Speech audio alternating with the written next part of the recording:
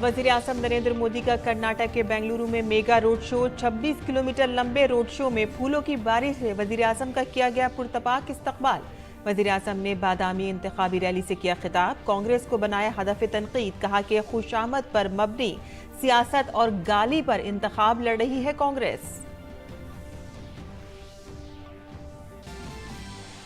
Karnataka assembly इंतखाबात के लिए तमाम सियासी जमातें इंतखाबी तशहीर के लिए मैदान में। अमित शाह ने बेलगावी और अथानी में इंतखाबी रैलियों से किया खिताब। बीजेपी के कौमी सदर जेपी नड्डा ने चिक्का बिल्लापुर में किया रोड शो। राहुल गांधी ने बेलगावी में इंतखाबी जलसे से किया खिताब।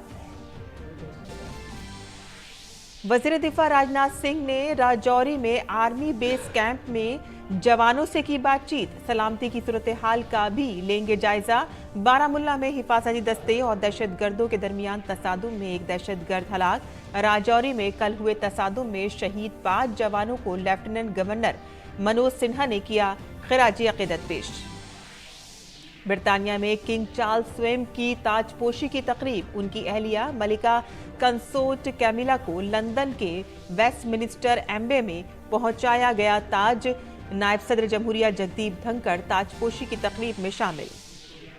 भारत के स्टार भल्ला फेंक नीरज चोपड़ा ने नए सेशन का किया शानदार आगाज। दोहा डायमंड लीग में 88.67 मीटर जेवलिन फेंक कर हासिल किया पहला मकाम।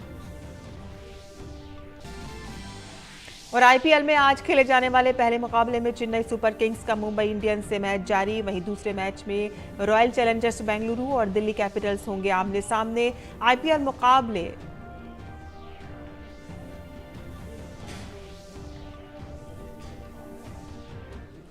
आदाब नाज़रीन, खबरनामे में आपका इस्तकबाल है। मैं हूं साइमा खान। अब खबरें तफसील से।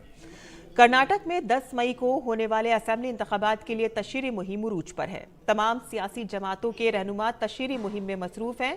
इसी सिलसिले में बीजेपी के सीनियर रहनुमा और वजीर आजम नरेंद्र मोदी ने आज बेंगलुरु में 26 किलोमीटर तवील रोड शो किया। इस दौरान हजारों अफराद ने रोड के दोनों किनारे खड़े होकर वजीर आजम का पुरतकबाक इस्तकबाल किया। वजीर आजम पर रोड शो के दौरान फूलों की बारिश होती रही। वजीर आजम के रोड शो के दौरान कई मुनफरिद नज़ारे भी देखने को मिले।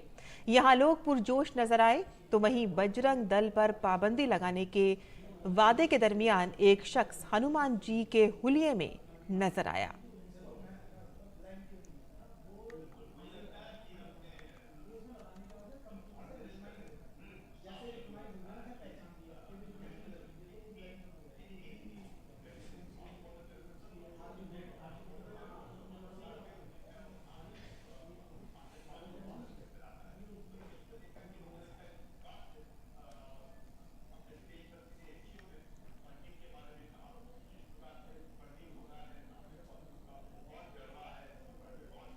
बेंगलुरु के सड़कों पर लगभग गणतंत्र दिवस का माहौल यहाँ पर देखने को मिला। हजारों की संख्या में लोग यहाँ पर प्रधानमंत्री नरेंद्र मोदी को करीब से देखने की कोशिश की। काफी युवा, काफी छात्र भारी मात्रा में यहाँ पर पहुंचे। आईटी क्राउड यहाँ पर पहुंचा।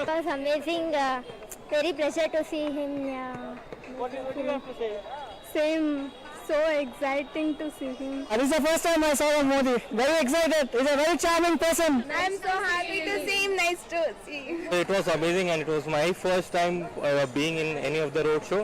And to be honest, I felt that political parties paid for people to gather here. But when I went inside the crowd, it was all, engineers and not paid for. And I was surprised to see people, elderly people, young people all cheering for Modi. So it's a good, and we have a great leader. कई युवा जो है यहाँ पर पहुंचे। यहाँ पर हम देख सकते हैं ये तमाम लोग प्रधानमंत्री के इस काफिले में शामिल थे और अपना परफॉर्मेंस दे रहे थे। How was it? First time you were so closely watching the Prime Minister. It was nice. And we are proud about it. We had a good experience seeing him. Biggest festival of India is democracy, I can say. So we are expecting a huge majority for BJP. See, we have not seen anything like this before. First time we are seeing such a huge, and that too, Jayanagar is a sophisticated area. Usually people don't come for such crowds. And first time I have been standing here for so long, for 2 hours I have been standing. And I am so happy. I know that BJP will win with majority. वज़ीर-ए-आज़म नरेंद्र मोदी ने कर्नाटक के बादामी में एक बहुत बड़ी इंतखाबी rally से खिताब किया। इस दौरान वज़ीर-ए-आज़म ने कांग्रेस पर सख्त हमला किया। वज़ीर-ए-आज़म ने कहा कि बीजेपी के हक में बड़े पैमाने पर टर्न आउट देखने के बाद वो कह सकते हैं कि कर्नाटक के लोग बीजेपी के लिए कर्नाटक इंतखाबात लड़ रहे हैं। वज़ीर-ए-आज़म मोदी ने कहा कि कांग्रेस खुशामद करने, लॉकडाउन और गाली को इंतखाबी हथियार बना रही है। एपीजमेंट, तुष्टीकरण, तालाबंदी और गाली को ही चुनावी मुद्दा बनाएगी। तुष्टीकरण अपनी वोट बैंक का, तालाबंदी बीजेपी सरकार की गरीब कल्याण की योजनाओं को बंद करना, ओबीसी समाज को गाली, लिंगायत समुदाय को गाली, और जब इनसे भी जीना भरे तो मोदी को गाली।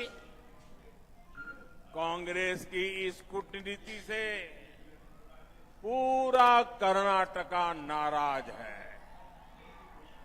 और इसलिए कोने से आवाज आ रही है, ई बारिया निर्धारा बहुमत बीजेपी सरकार।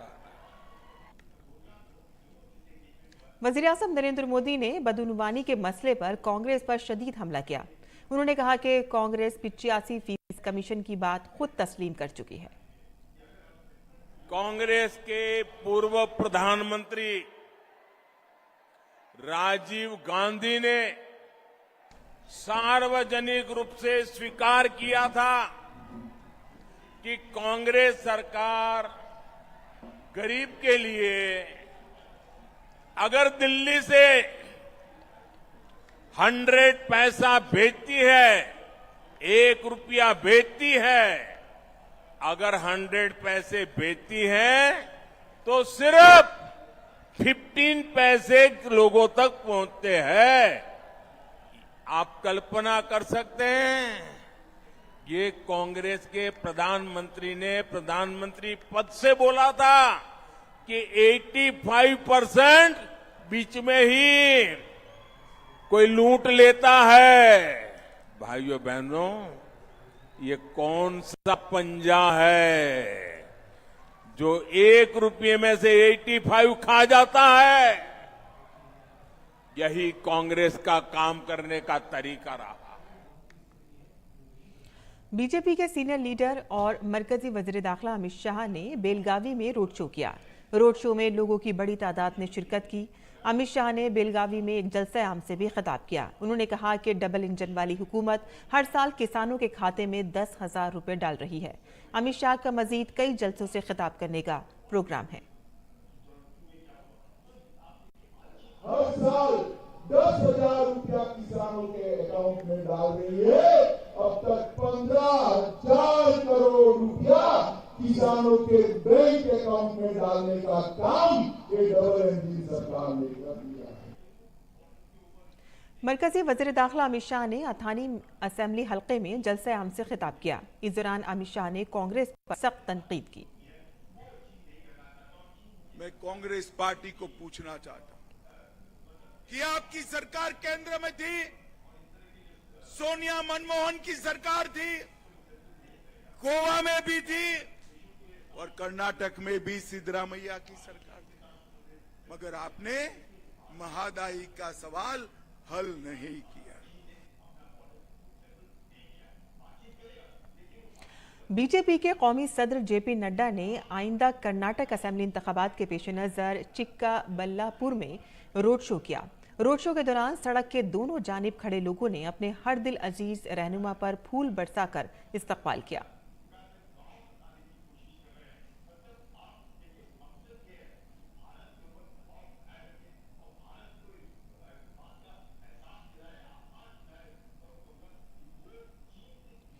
दूसरी जानिब दीगर जमातों ने भी तशहीरी मुहिम में पूरी ताकत झोंक दी है। राहुल गांधी ने बेलगावी में एक अवामी जलसे को खिताब किया। उन्होंने कहा कि कांग्रेस जो कहती है वो करती है। कर्नाटक में कांग्रेस की हुकूमत बनते ही पहली काबीना मीटिंग में 5 वादे पूरे किए जाएंगे। जनता दल सेकुलर के लिए पार्टी के सरबराह HD देवेगौड़ा, हासन जिले में अरासी केरे, बेलूर और सकलेशपुरा में इंतखाबी तशहीर कर रहे हैं।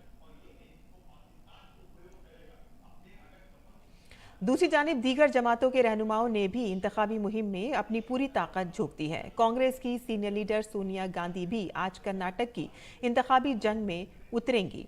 सोनिया गांधी हुबली में इंतखाबी तशहीर करेंगी और इसके साथ ही कांग्रेस लीडर सिद्धारमैया वरुणा हलके में इंतखाबी तशहीर करेंगे। जनता दल सेकुलर के लिए पार्टी के सरबराह HD देवेगौड़ा हासन जिले के आरा सीकरे, बेलूर और सकलेशपुरा में इंतखाबी तशहीर करेंगे। और आगे बढ़ते हैं, जहां उत्तर प्रदेश कानून साज काउंसिल की 2 खाली नशिस्तों पर 29 मई को ज़िमनी इंतखाबात होंगे। इलेक्शन कमीशन ने कहा है कि नोटिफिकेशन 11 मई को जारी किया जाएगा और 18 मई तक कागजात नामजदगी दाखिल किए जा सकते हैं, जबकि वोटों की गिनती 29 मई को होगी। काबिल जिक्र है कि ये दोनों ही नशिस्तें लक्ष्मण प्रसाद आचार्य के इस्तीफे और इस साल 15 फरवरी को बनवारी लाल के इंतकाल की वजह से खाली हुई थी।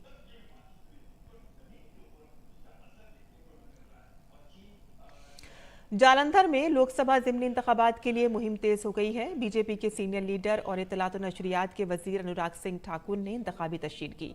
अनुराग सिंह ठाकुर ने पार्टी उम्मीदवार इंद्र इकबाल सिंह की हिमायत में घर घर मुहिम भी चलाई और इस मौके पर पंजाब के साबिक वजीर मनोरंजन कालिया समेत पार्टी के कई रहनुमा भी उनके साथ मौजूद थे। मुहिम में अनुराग सिंह ठाकुर ने लोगों से मुतालबा किया कि वो बीजेपी के उम्मीदवार की हिमायत करते हुए वजीर आज़म नरेंद्र मोदी के हाथ मजबूत करें। मरकजी वजीर अनुराग सिंह ठाकुर ने कहा कि कांग्रेस वोट बैंक और खुशामद पर मबनी सियासत के लिए किसी भी हद तक जा सकती है। उन्होंने कहा कि कांग्रेस इक़्तिदार की खातिर हिंदू देवताओं की मुसलसल तौहीन कर रही है। वोट बैंक की राजनीति के लिए और तुष्टीकरण की राजनीति के लिए किसी भी स्तर तक गिर सकती है। वो राम को काल्पनिक भी बता सकते हैं।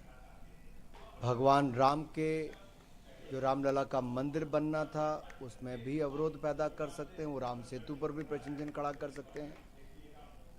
बजरंग बली पर भी कांग्रेस के जो बयान आए वो इतने शर्मनाक थे। अगर कांग्रेस कितने हिंदू विरोधी है। सदर जमहूरिया द्रौपदी मुर्मू ने आज मसूरभंज जिले के बारीपाड़ा में महाराजा श्री रामचंद्र भंज देव यूनिवर्सिटी की 12वीं तकसीम असनाद की तकरीब में शिरकत की। सदर जमहूरिया उड़ीसा के अपने 3 रोज़ा दौरे पर हैं। इस मौके पर 90 तलबा को PhD, 34 गोल्ड मेडल्स, 7 को डिलिट और 1 को DSC से नवाजा गया।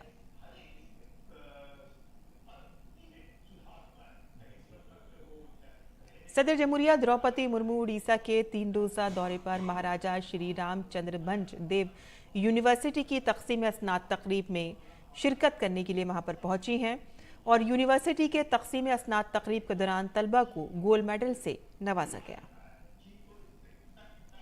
आगे बढ़ते हैं, जहां वजीर दिफा राजनाथ सिंह जम्मू कश्मीर के अपने दौरे पर जम्मू के राजौरी पहुंचे, जहां कल दहशतगर्दों के साथ तसादुम में 5 जवान शहीद हो गए थे।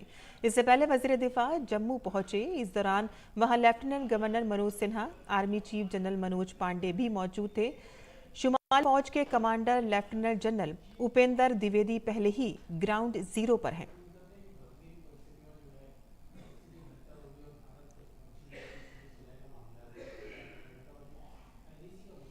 ब्रिटानिया के शाह चार्ल्स स्वयं की आज ताजपोशी हुई। चार्ल्स स्वयं की रस्मी तौर पर आज लंदन के वेस्टमिनिस्टर एबी में ताजपोशी हुई। ताजपोशी की तकरीब के लिए दुनिया भर से मेहमान जमा हैं।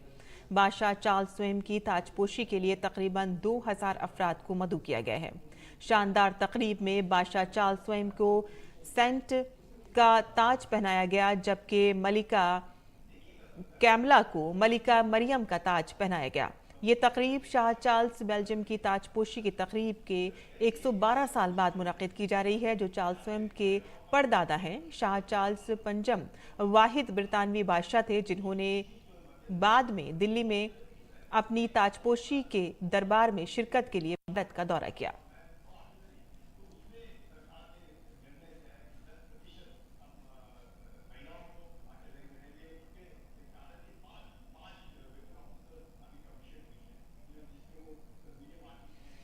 और तशद्दुद से मुतासरा सूडान में तनाज़े को रोकने की तमाम तर कोशिशों के बावजूद हालात मामूल पर नहीं आ रहे हैं। इस दौरान ऑपरेशन कावेरी के तहत सूडान से तकरीबन 3800 भारतीयों को निकाला गया है। सूडान में भारतीय सिफारत खाने ने कहा है कि पोर्ट सूडान में अब कोई भारतीय नहीं है।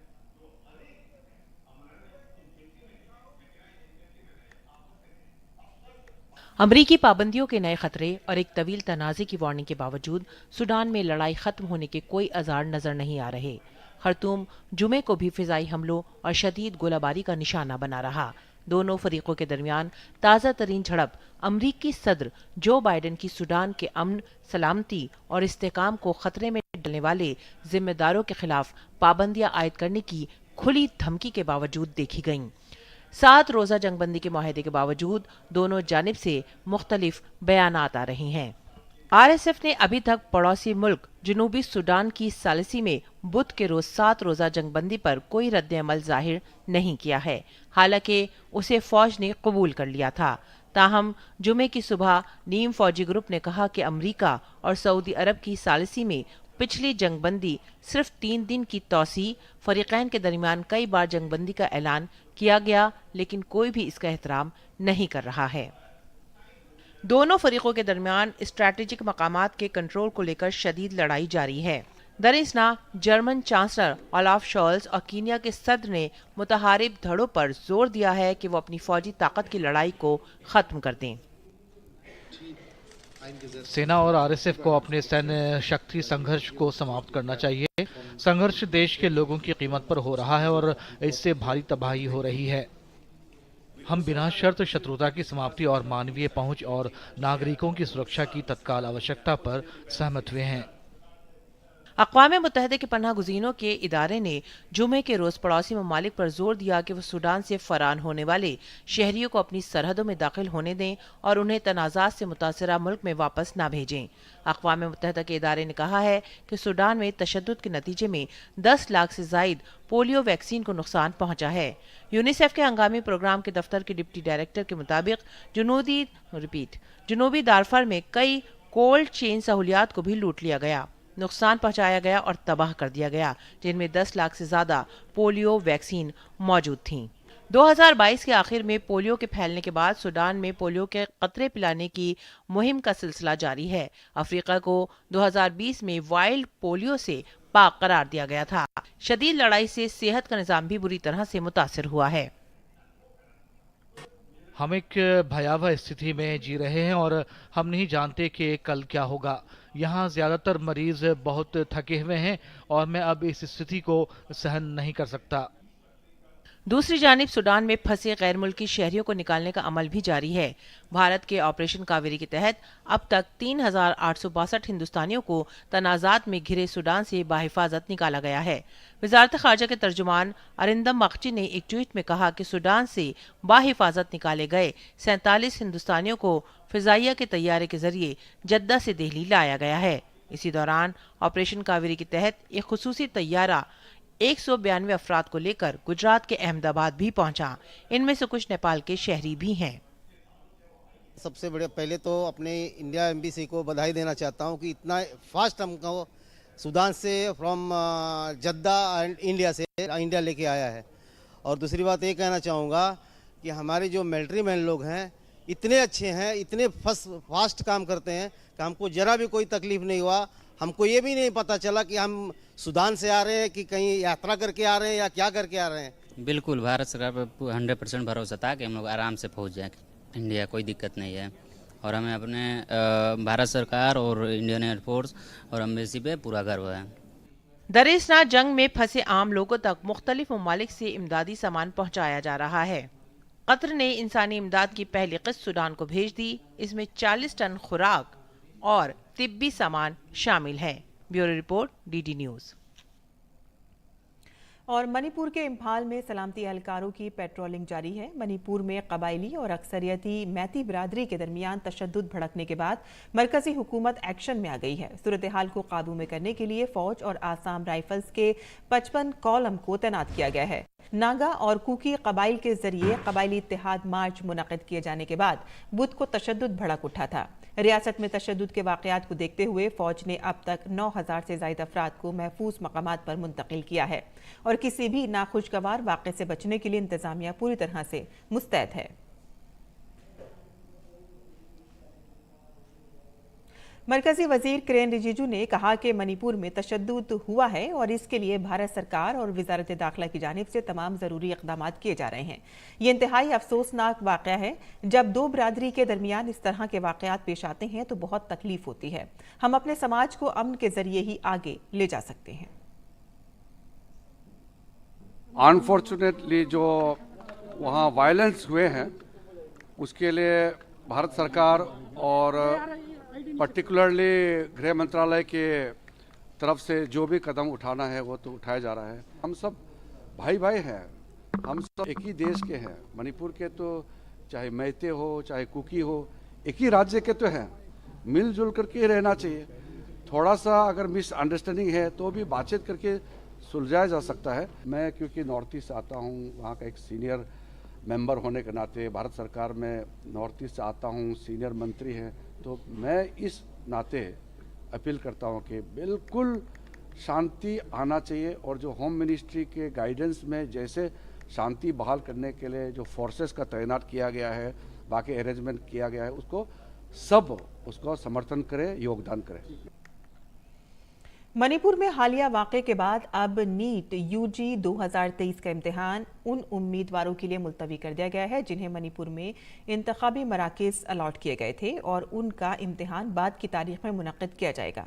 वज़ीर ममलिकत बराए तालीम डॉक्टर राजकुमार रंजन सिंह ने NTA नेशनल टेस्टिंग एजेंसी को ख़त लिखकर मणिपुर की सूरत हाल के पेश नज़र इम्तिहान को दोबारा शेड्यूल करने के इम्कान तलाश करने की दरख्वास्त की है। जम्मू कश्मीर के बारामूला में सिक्योरिटी एहलकारों ने एक एनकाउंटर में एक दहशतगर्द को मार गिराया है। कश्मीर जोन पुलिस ने बताया है कि इलाके में मजीद दहशतगर्दों के छुपे होने का इम्कान है। तलाशी मुहिम जारी है।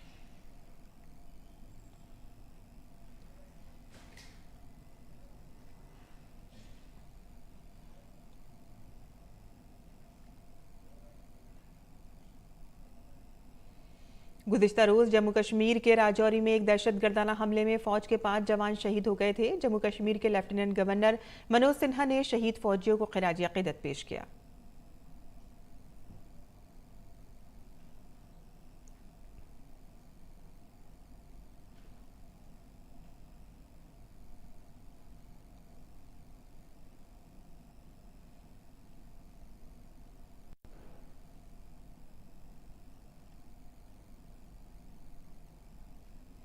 महाराष्ट्र में पुणे के वाघौली इलाके में सजावट के साजो सामान के गोदाम में आग लग गई। फायर ब्रिगेड की मुतअद्दिद गाड़ियों ने मौके पर पहुंचकर आग पर काबू पा लिया।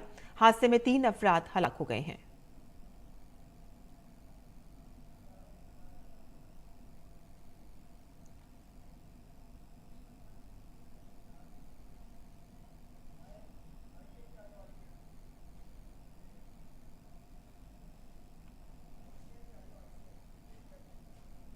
और खेल की खबरों में आईपीएल में आज 2 मैच खेले जाएंगे। पहले मैच में आईपीएल की तारीख की 2 कामयाब तरीन टीमें मुंबई इंडियंस और चेन्नई सुपर किंग्स आमने सामने होंगी। मौजूदा एडिशन में दोनों ही टीमें दूसरी बार मैदान में उतरने जा रही हैं। मुंबई में मुनक़्क़िद आखिरी मैच में धोनी की क़यादत में चेन्नई ने मुंबई को 7 विकेटों से शिकस्त दी थी। वहीं दिन के दूसरे मैच में दिल्ली कैपिटल्स का मुकाबला रॉयल चैलेंजर्स बेंगलुरु से होगा। मौजूदा सीजन में जहां बेंगलुरु की कारकर्दगी अब तक अच्छी रही है, तो वहीं दिल्ली की टीम अब तक अपने नाम के मुताबिक कारकर्दगी का मुजाहरा नहीं कर पाई है। बेंगलुरु की टीम 5 जीत के साथ 5वें मकाम पर है। वहीं दिल्ली की टीम ने अब तक 9 मैचों में सिर्फ 3 मैच जीते हैं और पॉइंट्स टेबल में सबसे नीचे है। ऐसे में दोनों ही टीमों का इरादा ये मैच बड़े मार्जिन से जीतकर पॉइंट्स टेबल में अपनी पोजीशन बेहतर करना होगा। भारत के स्टार खिलाड़ी नीरज चोपड़ा की शानदार कारकर्दगी का सिलसिला जारी है। ओलंपिक गोल्ड मेडलिस्ट नीरज दोहा डायमंड लीग में पहली पोजीशन हासिल करने में कामयाब रहे। जेवलिन फेंकने वाले नीरज चोपड़ा ने फिट होने के बाद अपने नए सीजन का आगाज शानदार अंदाज में किया।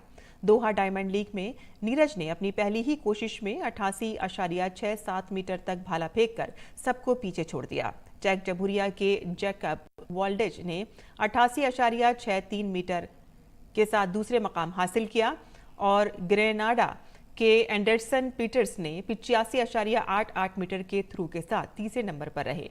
काबिल जिक्र है कि नीरज फिट नहीं होने की वजह से गुज़िश्ता साल मुनक़िद दोहा डायमंड लीग में हिस्सा नहीं ले सके थे, लेकिन 2022 में उन्होंने ज़्यूरिख में मुनक़िद डायमंड लीग का फाइनल जीता था। वो डायमंड लीग में पहली पोजीशन हासिल करने वाले पहले भारतीय खिलाड़ी भी बन गए हैं। और इसी के साथ ही हमारा खबरनामा यही ख़त्म पसीर होता है। हमारी पूरी टीम को दें इजाज़त। आदाब।